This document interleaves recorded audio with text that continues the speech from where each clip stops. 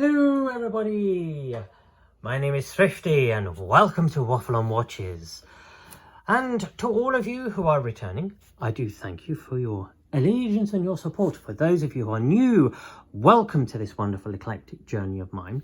And do please like, subscribe, share. It costs nothing to subscribe. It's easy to share, and if you know somebody who also likes vintage watches, then go for it. So what do we have here? A gorgeous little Avia. This was basically somebody owned this and they didn't have a need for it anymore, and they knew what they knew that I have a problem, really. I have a big problem in the fact that I love watches. Oh my god. So here we have one Avia, one vintage Avia. So the dial on this, by the way, I don't know about the lume, but you'll see that this has got lume on the hands and on the indices. Now, I don't know if we zoom in whether or not these have ever been reapplied.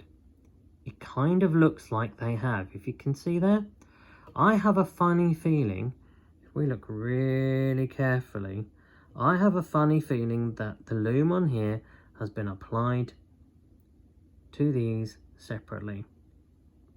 Very funny feeling about that. It's either been reapplied or it's been applied at some stage in its life. See? Also fades away quite quickly. So it's old lume. But that said, has it been reapplied? Or is it original? I don't know. If you know, do bung it below. But for its age, look at the beautiful point on those hands. Aren't they amazing? Now, they are actually blued. Believe it or not, they are blued. Look, you can just about pick it up there. They are blued. Very, very slightly. The Avia logo on there, look at that. Look how amazing that is. For its age, and for the time that this would have been printed, look at that. That does not let itself down, does it? Gorgeous little crosshair on the 6 o'clock seconds there, on your sub-seconds. I do like watches with the sub-seconds. Makes the dial an awful lot cleaner. So we have minute markers on the outside. They're also printed. And if you look really, really carefully, look, the minute hand is slightly bent towards the dial. The dial, if you look really carefully, is also kind of dished inwards. The case is quite slim. Let's go through some dimensions. Because of its age, this will be small, okay, as compared to most watches of today's world. So let's have a look. What have we got here? So 32.8. We round that up. It's what? 33mm case. We have a lug to lug of 40.5.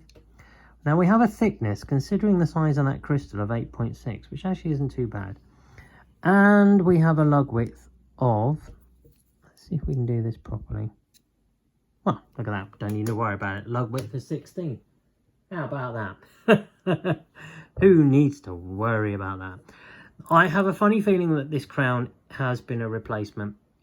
It doesn't have a logo. Whether it should or not, I don't know. But considering its age, it's too good. The crown's way too good. But it whines. It ticks away happily. I mean, who's gonna have one of these? Come on, let's be honest. And this is why I like vintage watches. They give you a little bit of difference.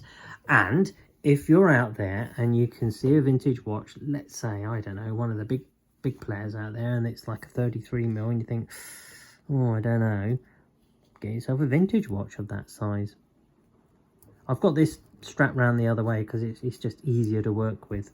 2 reasons, basically. Easier to put it on, and secondly, when you're sort of on a desk, this chunky stuff isn't this side. That's why I tend to do that. So on a 17 centimeter wrist, that is what a 33mm watch looks like. See? It's really nice. Now, it's got quite a slim profile on the bezel, as you can see. And the lugs are kind of split up with this bit here, with the case, where the case joins. But it does actually fit relatively snugly. But at 33mm, you wouldn't have expected that to look as large as it is, would you? And that's because of the dial ratio to the case width. So if that had a thicker case, thicker sort of bezel to it, it would look quite small. But isn't it beautiful? Absolutely lovely. So there you go. One Avia, vintage. I will put a different strap on this, but I'm going to keep it as black. I'm just going to replace the buckle here. There you go. Isn't that beautiful? So do please feel to like, subscribe, share. If there's something you feel of any of the videos that I've got that are worth sharing, do share them. It's not a problem at all. And yeah, join me for the next one. There is something nice coming. I've managed to find a bit of a bargain, if I'm brutally honest. It's a new watch, but you know, I like it. And that's the point. I like everything. I have a problem. I know this. Right. Enjoy it. Have fun. Bye.